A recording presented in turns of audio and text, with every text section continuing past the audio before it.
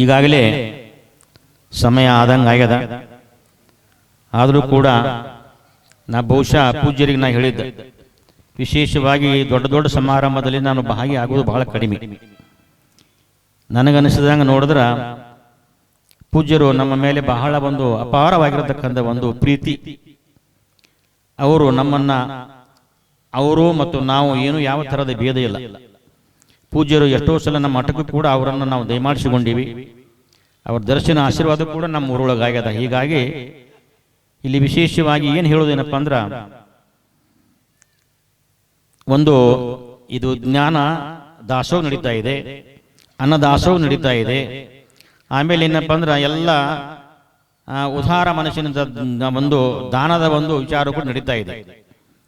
ಇದು ವಿಶೇಷವಾಗಿ ಇದು ಜ್ಞಾನ ಮತ್ತು ಪೂಜಾ ಹೋಮ ಹವನಾದಿಗಳು ಇವೆಲ್ಲ ಒಂದೊಂದು ಕಾಲಕ್ಕೆ ಅವು ಸ್ಥಿಮಿತವಾಗಿದ್ದು ಅಂತ ತಿಳ್ಕೊಂಡು ವಿಚಾರ ಬರ್ತಾ ಇದೆ. ತಪಪರಂ ಕೃತಯುಗೆ ಅಂತ, ಕೃತಯುಗದಲ್ಲಿ ತಪಸ್ಸಿಗೆ ಬಹಳ ಪ್ರಧಾನವಾಗಿತ್ತಂತ.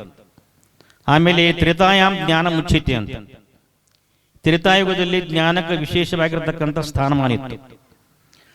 ಆಮೇಲೆ ದ್ವಾಪಾರ ಯಜ್ಞ ಮಾಹು ಅಂತ, ದ್ವಾಪಾರ ಯುಗದಲ್ಲಿ ಯಜ್ಞ ಯಾಗಾದಿಗಳನ್ನು ಮಾಡ್ತಿದ್ರು ಅಂತ ತಿಳ್ಕೊಂಡು. ಮೂರು ಯುಗಗಳಲ್ಲಿ ಹೀಗಾದ್ರ ಕಲಿಯುಗದಲ್ಲಿ ಏನಪ್ಪ ಅಂದ್ರೆ ದಾನಮೇವ ಕಲಯುಗೆ ಅಂತ, ಒಂದೊಂದು ಯುಗದಲ್ಲಿ ಒಂದೊಂದು ಶ್ರೇಷ್ಠತೆಯನ್ನು ಪಡೆದು ಅಲ್ಲಿ ಆದಾಗ ಇಲ್ಲಿ ಕಲಿಯುಗದಲ್ಲಿ ಏನಪ್ಪ ಅಂದ್ರ ಯಾರು ನಿಷ್ಕಪಟ ಭಾವನೆಯಿಂದ ತ್ರಿಕರಣಪೂರ್ವಕವಾಗಿ ದಾನಂ ಪ್ರಿಯವಾಕ್ ಸಹಿತಂ ಅನ್ನುವಂಥ ಭಾವನೆಯಿಂದ ಪರೋಪಕಾರ ಭಾವನೆಯಿಂದ ಅಂಥ ಒಂದು ತಾವು ಸಂಗ್ರಹ ಮಾಡಿರ್ತಕ್ಕಂಥ ದಾನವನ್ನು ತಾವೇ ತನಗಾಗಿನೇ ಇಟ್ಟುಕೊಳ್ಳಲಾರದೆ, ಇದು ಈ ಪೂಜ್ಯರು ಹೇಳಿದ್ರಲ್ಲ, ದಾನದ ಬಗ್ಗೆ ಬಹಳ ವಿಶೇಷವಾಗಿರತಕ್ಕಂಥ ವಿಚಾರಗಳನ್ನು ಹೇಳಿದರು. ಅದರಲ್ಲಿ ವಿಶ್ಲೇಷಣೆಯನ್ನು ಮಾಡ್ತಾ ಇಲ್ಲ ನಾವು.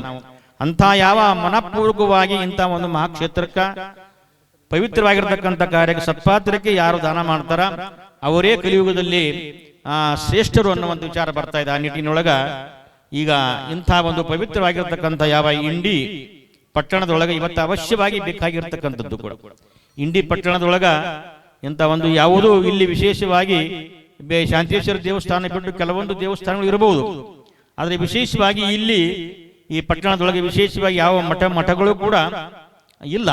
ಆದರೂ ಕೂಡ ಪೂಜ್ಯರಾಗಿರ್ತಕ್ಕಂಥವರು ತಮ್ಮ ಒಂದು ದೂರದೃಷ್ಟಿಯಿಂದ ಬಹಳ ಬಹಳ ದುರದೃಷ್ಟಿ ಪೂಜ್ಯರಿಗೆ, ಅವರು ಬಹಳ ಸಣ್ಣವರಾಗಿದ್ರು ಕೂಡ ಅವರ ಕೀರ್ತಿ ಬಹಳ ದೊಡ್ಡದದ. ಬಹಳ ಅಷ್ಟೇ ಜ್ಞಾನಿಗಳದರ, ಅಷ್ಟೇ ಕಾರ್ಯೋನ್ಮುಖರದರ, ಪ್ರಯತ್ನವಾದಿಗಳದರ. ಆಮೇಲೆ ಏನಪ್ಪ ಅಂದ್ರೆ ಎಲ್ಲಕ್ಕಿಂತಲೂ ಏನಪ್ಪ ಅಂದ್ರ ಅನುಷ್ಠಾನ ಮೂರ್ತಿಗಳದರ, ತಪಸ್ಸು ಮಾಡ್ತಾ ಇದ್ದಾರೆ. ಈಗ ನಾವು ಅವರು ಶ್ರೀಶೈಲದಲ್ಲಾಗಿರ್ಬೋದು, ಕೆಲವೊಂದು ದೊಡ್ಡ ದೊಡ್ಡ ಕ್ಷೇತ್ರಗಳಲ್ಲಿ ಕೂಡ ಪೂಜ್ಯರಲ್ಲಿ ಹೋಗಿ ದಯಮಾಡಿಸಿ ತಪಸ್ಸನ್ನು ಮಾಡಿ ಅನುಷ್ಠಾನ ಮಾಡಿ ಶಕ್ತಿಯನ್ನು ಗಳಿಸಿಕೊಂಡು, ಈ ಯಾರು ತಪಸ್ಸನ್ನು ಮಾಡಿ ಲಿಂಗ ಪೂಜೆ ಮಾಡಿ ಶಕ್ತಿಯನ್ನು ಗಳಿಸಲಾರದೆ ನಾವು ಏನು ಉಪದೇಶ ಮಾಡ್ತೀವಲ್ಲ ಅದೆಲ್ಲವೂ ಏನಪ್ಪ ಅಂದ್ರ ಅದು ಶುಷ್ಕ ಅಂತ ಬರ್ತಾ ಇದೆ. ಯಾಕಂದ್ರ ನಾವು ಏನಾದ್ರೂ ಒಂದು ಜಗತ್ತಿಗೆ ಉದ್ಧಾರ ಮಾಡಬೇಕಾಗಿತ್ತಪ್ಪ ಅಂದ್ರ ಇವತ್ತು ಮಾತಿನಿಂದ ಯಾರು ಉದ್ಧಾರ ಆಗಲಿಕ್ಕೆ ಸಾಧ್ಯನಿಲ್ಲ. ಯಾಕಂದ್ರ ಅದು ಬಹಳ ಎಲ್ಲರೂ ಹೇಳತಕ್ಕಂಥವರೇ ಬಹಳ ಮಂದಿ ಇದಾರ, ಆದ್ರೆ ಮಾತ್ರ ಅದನ್ನ ಆಚರಣೆಯಲ್ಲಿ ಬರುವುದು ಬಹಳ ಕಠಿಣ ಅದ. ಆ ನಿಟ್ಟಿನೊಳಗ ಪೂಜ್ಯರಾಗಿರ್ತಕ್ಕಂಥವ್ರು ಇವತ್ತ ಗುರುಗಳಾಗಿರ್ತಕ್ಕಂಥವ್ರು ಹೆಂಗಿರ್ಬೇಕಪ್ಪ ಅಂದ್ರ ಗುರುವೋ ಭವಸಂತಿ ಅಂತ, ಗುರುಗಳು ಬಹಳ ಮಂದಿ ಇದಾರ, ಶಿಷ್ಯ ವಿತ್ತಾಪಹಾರಕ ಅಂತ. ಗುರುಗಳು ಬಹಳ ಮಂದಿ ಇದಾರ ಅಂದ್ರೆ ಶಿಷ್ಯನಲ್ಲಿರ್ತಕ್ಕಂಥ ವಿತ್ತ ಅಂದ್ರ ದುಡ್ಡನ್ನು ಹಣ ಮಾಡತಕ್ಕಂಥ ಗುರುಗಳು ಭವಸಂತಿ. ಆದ್ರೆ ದುರ್ಲಭವಾಗಿರ್ತಕ್ಕಂಥ ಯಾರಪ್ಪ ಅಂದ್ರ ಶಿಷ್ಯ ವೃತ್ತಾಪಹಾರಕ ಗುರು ದುರ್ಲಭ ಅಂತ. ಶಿಷ್ಯರ ಹೃದಯವನ್ನು, ಭಕ್ತರ ಹೃದಯವನ್ನು ಯಾರು ಹರಣನ ಮಾಡಿ ಪವಿತ್ರವನ್ನ ಮಾಡಿ ಎಲ್ಲರಿಗೂ ಕೂಡ ಸದ್ಗತಿಯನ್ನು ತೋರಿಸಿ ಸನ್ಮಾರ್ಗವನ್ನು ತೋರಿಸತಕ್ಕಂಥ ಗುರುಗಳು ಇವತ್ತು ಯಾರಾದ್ರೂ ಇದ್ರ ನಮ್ಮ ಅಭಿನವ ಮುರುಗೇಂದ್ರ ಮಹಾಶಿವಿಗಳು ತಿಳ್ಕೊಂಡು ಬಹಳ ಅಭಿಮಾನ ಹೇಳ್ತಕ್ಕಂಥ ಮಾತು. ಅಂತ ಪೂಜ್ಯರು ಏನೋ ಒಂದು ನಿಮ್ಮ ಪೂರ್ವಾರ್ಜಿತವಾಗಿರ್ತಕ್ಕಂಥ ಪುಣ್ಯದಿಂದ ಆ ಶಿರ್ಷಾಡದ ಒಂದು ಶಾಖಾ ಮಠವನ್ನಾಗಿ ಆರಿಸಿಕೊಂಡು ಇಲ್ಲಿ ಉಚಿತವಾಗಿ ಬಡ ಮಕ್ಕಳಿಗೆ ಉಚಿತವಾಗಿರ್ತಕ್ಕಂಥ ವಿದ್ಯಾ, ಆಮೇಲೆ ಅವರಿಗೆ ಅನ್ನದಾನ, ಎಲ್ಲ ವಸತಿ ಎಲ್ಲವನ್ನು ಕೂಡ ಕೊಟ್ಟು ಅವರನ್ನು ಯಾಕಂದ್ರೆ ಮಠ ಛಾತ್ರ ನಿಲಯ ಅಂತ. ಮಠ ಅಂದ್ರೆ ವಿದ್ಯಾರ್ಥಿಗಳು ವಾಸ ಮಾಡ್ತಕ್ಕಂಥದಕ್ಕೆ ಅದಕ್ಕೆ ಮಠ ಅಂತ ತಿಳ್ಕೊಂಡು ಬರ್ತಾ ಇದೆ. ಆ ನಿಟ್ಟಿನೊಳಗೆ ಈ ಮಠಕ್ಕ ವಿಶೇಷವಾಗಿರ್ತಕ್ಕಂಥ ಸಾಂಕೇತಿಕವಾಗಿರ್ತಕ್ಕಂಥ ಅರ್ಥಪೂರ್ಣವಾಗಿರ್ತಕ್ಕಂಥ ಏನಾದ್ರೂ ಇದ್ರ ಆ ಮಠದಲ್ಲಿ ಅನ್ನದಾಸೋಹ ನಡೀಬೇಕು, ಆಮೇಲೆ ವಿದ್ಯಾದಾಸೋಹ ನಡೀಬೇಕು, ಅವರಿಗೆ ಉಚಿತವಾಗಿರ್ತಕ್ಕಂಥ ವಸತಿ ಕೂಡ ಇರಬೇಕು ಅನ್ನುವಂಥ ವಿಚಾರದಿಂದ ಪರಮ ಪೂಜ್ಯರಾಗಿರ್ತಕ್ಕಂಥ ಮುರುಗೇಂದ್ರ ಮಹಾ ಶಿವಾಚಾರ್ಯ ಮಹಾಸ್ವಾಮಿಗಳವರು ನಿಮಗ ದೊರಕಿದ್ದು ಬಹಳ ಒಂದು ಅಪರೂಪ ಪೂರ್ವಾರ್ಜಿತವಾಗಿರ್ತಕ್ಕಂಥ ಅದು ಪುಣ್ಯದ ಫಲವೆಂದೇ ನಾವು ಇಲ್ಲಿ ಬಳಸ್ಕೊಳ್ಬೇಕಾಗ್ತಾ ಇದೆ. ಆದ್ದರಿಂದ ಪ್ರಾರಂಭದ ದಿನದಿಂದ ಇಷ್ಟೊಂದು ಪ್ರಕಾರವಾಗಿರ್ತಕ್ಕಂಥ ಭಕ್ತಿಯಿಂದ ಇದೆಲ್ಲ ನೋಡಿದ್ರೆ ನಮಗೆ ಇಲ್ಲಿ ಎಲ್ಲ ಬಂದವರು ಯಾರು ಸುಮ್ಮನೆ ಬಂದಿಲ್ಲ, ಮಹಾತ್ಮರ ಹಿತನುಡಿಗಳನ್ನು ಕೇಳಬೇಕು, ಧನ್ಯರಾತ್ಮರಾಗಬೇಕು ಅನ್ನುವಂಥ ಭಾವನೆಯಿಂದ.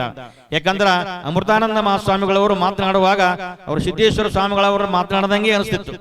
ಅವರ ಮಾತುಗಳನ್ನು ಹ್ಯಾಂಗ ಸಿದ್ದೇಶ್ವರ ಸ್ವಾಮಿಗಳು ಪ್ರಾರಂಭದಲ್ಲಿ ಹಗೂರು ಮಾತನಾಡ್ತಿದ್ರು, ಯಾರಿಗೂ ಕೇಳ್ತಿದ್ದಿಲ್ಲ. ಹಂಗ ಹಗೂರು ಹಾಗೆ ಶನೈ ಮೇಲೆ ಹೋದಂಗೆಲ್ಲ ಅವರ ಪ್ರವಚನ ಹಿಂಗ ಬರ್ತಾ ಇತ್ತು. ಅದೇ ಪ್ರಕಾರವಾಗಿ ಅವರ ಮಾದರಿಯಲ್ಲಿ ಪರಮ ಪೂಜ್ಯರಾಗಿರ್ತಕ್ಕಂಥ ಎಲ್ಲರಿಗೂ ಆಡಭಾಷೆಯಲ್ಲಿ ಕಥೆಗಳ ಮುಖಾಂತರವಾಗಿ ಸಾಮಾನ್ಯ ಮಕ್ಕಳಿಗೂ ಕೂಡ ತಿಳಿಯತಕ್ಕಂಥ ಏಕೈಕ ಒಂದು ಪ್ರವಚನಕಾರರು ಯಾರು ಇದ್ರೆ ನಮ್ಮ ಸಿದ್ದೇಶ್ವರ ಮಹಾಸ್ವಾಮಿಗಳು ತಿಳ್ಕೊಂಡು ನಾವು ಹೇಳಬೇಕಾಗ್ತಾ ಇದೆ. ಅಂತ ಸಿದ್ದೇಶ್ವರ ಮಹಾಸ್ವಾಮಿಗಳವರು ನಡೆದಾಡ್ತಕ್ಕಂಥ ನೆಲ, ಮಂತ್ರಾಲ ಶಿಬಿಗಳು ನಡೆದಾಡ್ತಿರ್ತಕ್ಕಂಥ ನೆಲ, ಅಂತ ನಂತರ ಯಾವ ಮುರುಗೇಂದ್ರ ಶಿಬಿಗಳವರ ಪವಿತ್ರವಾಗಿರ್ತಕ್ಕಂಥ ಯಾವ ಪಾದ ಸ್ಪರ್ಶ ಇದು ಭೂಮಿಗೆ ತಾಕಿದಂದ ಮೇಲೆ ಇವತ್ತ ಕೈಲಾಸ, ಇವತ್ತ ಕ್ಷೇತ್ರ ಕಲ್ಯಾಣ ಎಲ್ಲಿದಪ್ಪ ಅಂದ್ರ ನಿಮಿಷಾರ್ಥಂ ವಾ ಯತ್ರ ತಿಷ್ಠಂತಿ ಶಿವಯೋಗಿನಃ. ನಿಮಿಷವಾಗಲಿ ಅರ್ಧ ನಿಮಿಷವಾಗಲಿ ಇಂಥ ಮಹಾತ್ಮರು ಮುರುಗೇಂದ್ರಂತ ಮಹಾಶಿವಿಗಳವರು ತಮ್ಮ ಪವಿತ್ರವಾಗಿರ್ತಕ್ಕಂಥ ಪಾದ ಕಮಲ ಯಾವ ಭೂಮಿ ಮೇಲೆ ಅವ್ರು ಇಡ್ತಾರ ಆ ಕಾಲ ಆ ಸ್ಥಾನವನ್ನೇ ಕೈಲಾಸವನ್ನಾಗಿ ತಿಳಿಯಂತ ತಿಳ್ಕೊಂಡು ಯಾವ ಪಾರ್ವತಿಗೆ ಪರಮಾತ್ಮ ಹೇಳಿದ ಹಾಗೆಯೇ ಇವತ್ತು ನಿಜವಾಗಿ ಕೂಡ ಇದು ಕ್ಷೇತ್ರ ಮಹಾಪುಣ್ಯ ಕ್ಷೇತ್ರ ಆಗ್ತಾ ಇದೆ ಅನ್ನುವಂಥ ವಿಚಾರದಿಂದ ಎಲ್ಲರೂ ಕೂಡ ಹಾರೈಸಾರ. ಅದೇ ಪ್ರಕಾರವಾಗಿ ಇದು ಮುಂದುವರಿಲಿ, ಇದರ ಸದುಪಯೋಗ ನೀವೆಲ್ಲರೂ ಕೂಡ ಪಡೆದುಕೊಂಡು ಧನ್ಯಾತ್ಮರಾಗಬೇಕಂತ ತಿಳ್ಕೊಂಡು ಇಲ್ಲಿ ಹಾರೈಸಿ ಒಂದೆರಡು ಮಾತುಗಳನ್ನು ನಾನು ಮುಗಿಸ್ತೇನೆ.